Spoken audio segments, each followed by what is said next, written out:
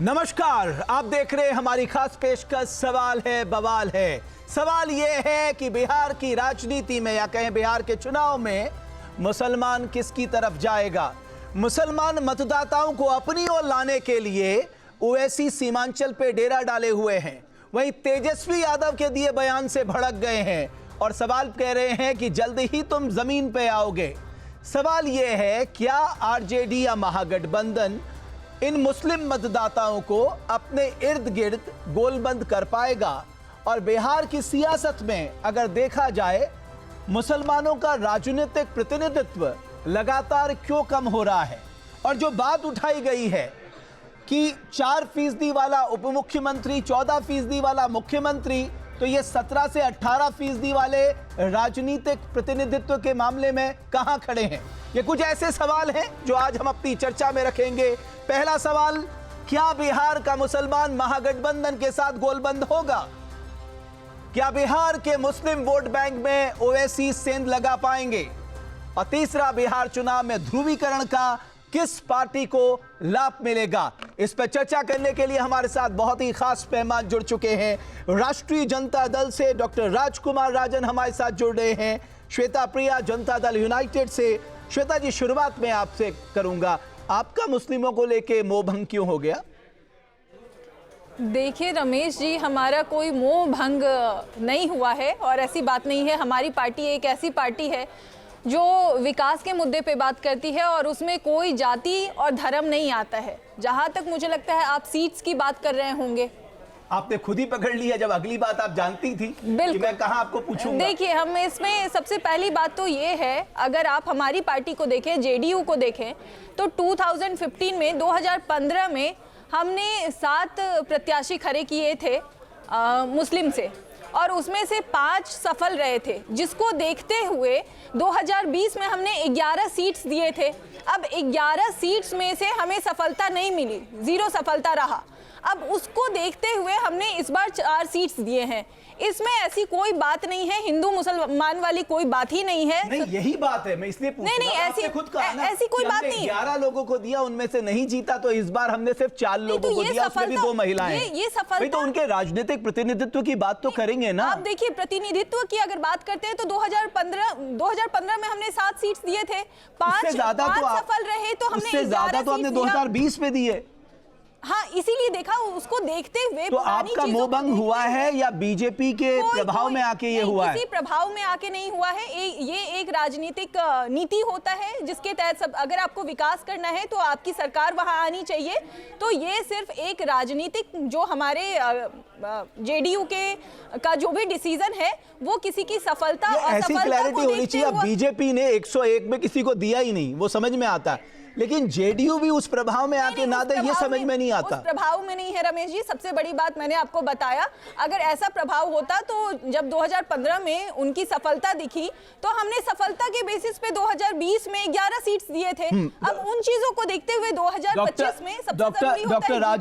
Doctor राजन, मैं देख रहा हूं, आप लोग चाहते तो हैं कि मुसलमान का वोट थोक के भाव में आपको मिल जाए, लेकिन जब उनके राजनीतिक प्रतिनिधित्व की बात आती है तो आप भी देखिए, पिछली बार कितने लोगों को आपने टिकट दिया था, इस बार आपने कितने लोगों को टिकट दिया था, या उससे पहले कितने लोगों को टिकट दिया था?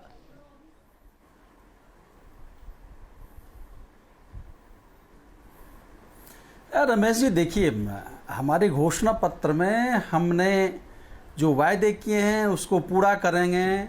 और ये आवाज इको हो रहा है, आवाज इको हो रही है, आवाज ठीक करवा रहा हूं, आप बोलते रहिए, मैं ठीक करवा रहा हूं। रमेश, हाँ रमेश जी, देखिए, हमारे गठबंधन में तो साफ हम जो जिसकी जनसंख्या उसकी उतनी हिस्सेदारी के फॉर्मूले पर चल रहे हैं। हमने 143 सीटों में से 19 सीट अपने अल्पसंख्यकों मुसलमान भाइयों के लिए रखा और दिया है, टिकट बंटवारा किया है। तो ये आज जो जेडीयू जो है वह भाजपा में हो चुका है। अब उसमें कोई इफ और बट नहीं है। जिसकी जितनी हिस्सेदारी उसकी उतनी भागीदारी यहां बनती दिख रही है। वो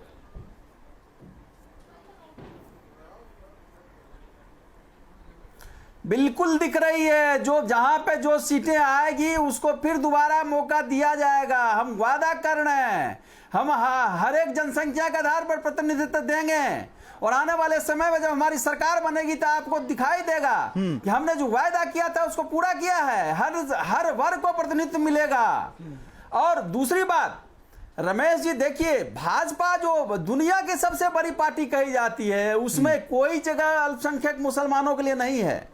और जेडीयू जो है वह तत्काल रूप से भाजपा में हो चुकी है, अपने अस्तित्व को खतरे में डालकर वह जो उसका अस्तित्व बचा ही नहीं है। ठीक है, इसीलिए डॉक्टर राजन, मेरे साथ दो और खास मेहमान जुड़ चुके हैं समाजवादी पार्टी से। राजकुमार भाटी साहब, बहुत धन्यवाद, अभिनंदन आपका न्यूज नेशन के मंच पे आने के लिए। मेरे साथ भारतीय जनता पार्टी से मनीष पांडे साहब भी जुड़ चुके हैं। लेकिन मनीष पांडे साहब, मैं शुरुआत आपसे करना चाहूंगा। एक बात समझ में नहीं आती, आप कह तो रहे हैं घुसपैठिए हैं, घुसपैठिए हैं। अगर घुसपैठिए हैं तो कहां हैं, कितनी संख्या में हैं और वो कैसे भीतर आ गए, ये भी तो आप ही को बताना पड़ेगा ना। सिर्फ घुसपैठियों का राप अलापने से थोड़ा काम चलेगा। देखिए, बिहार की जमीन पर और देश की सरजमीन पर जो लोग घुसपैठियों से त्रस्त हैं उनको पूरी तरीके से अब पता है कि घुसपैठिया कहाँ हैं और घुसपैठिए क्या नुकसान कर रहे हैं। अब क्या है कि चीजें आधिकारिक रूप से, कुछ चीजें अगर आज की तारीख में नहीं है तो थोड़ा इंतजार कीजिए, वो भी हो जाएंगी। अरे साहब, लेकिन चुनाव आयोग ने घुसपैठियों वोटर शुद्धिकरण की पूरी प्रोसेस कर दी, आप कह रहे हैं इंतजार करिए। आप कब तक का इंतजार करें? और अगर आप कह रहे हैं घुसपैठिए हैं तो उसके लिए जिम्मेदार कौन है भाई? पूरी आप देखिए, बीएसएफ किसके अंडर में है, स्टेट पुलिस किसके अंडर में है, 20 साल से आप बिहार में, 11 साल से सेंटर में बीजेपी है, तो ये तो आपके ऊपर सवाल है। देखिए रमेश जी, कुछ लोगों को लगता है कि देश को आजादी 2014 के बाद मिली है, इसलिए जितने सवाल खड़े किए जाते हैं ना वो सारे 2014 के बाद से ही लगता है कि सारी समस्याएं जो है वो तो कुछ लोगों को ये क्यों लगता है कि सारी प्रॉब्लम की जड़ जवाहरलाल नेहरू है? वो कौन है जिनको ये लगता है? इसीलिए लगता है कि जवाहरलाल नेहरू की वंशावली, जिसने देश में 55 वर्षों तक शासन किया, वो आज 11 वर्ष शासन करने वाले लोगों से सारी समस्याओं का समाधान चाहती है। तो जब इस प्रकार की सोच होगी तो उसके प्रति उत्तर में यह सवाल तो खड़ा ही होगा कि जो चीजें, जिन समस्याओं का हल 55-60 वर्षों में नहीं निकल पाया, वो आज 11 वर्षों में चाहते हैं कि हो जाए। जबकि देश की रफ्तार जो है वो आज विश्व की चौथी तीसरी आर्थिक अर्थव्यवस्था पर पहुंच चुकी है। हम कहाँ हैं, किस जगह हैं, यह पूरा विश्व जानता है, समझता है। इसलिए इस प्रकार के खड़े किए जाते हैं। जहाँ भक्ति है हर शब्द में, कथाओं में छुपे हैं दिव्य रहस्य और ज्योतिष देता है जीवन को दिशा। धर्म से जुड़ी हर बातों को जानने के लिए हमारे चैनल स्तुति को सब्सक्राइब करें। चैनल पर जाने के लिए इस लिंक पर क्लिक करें।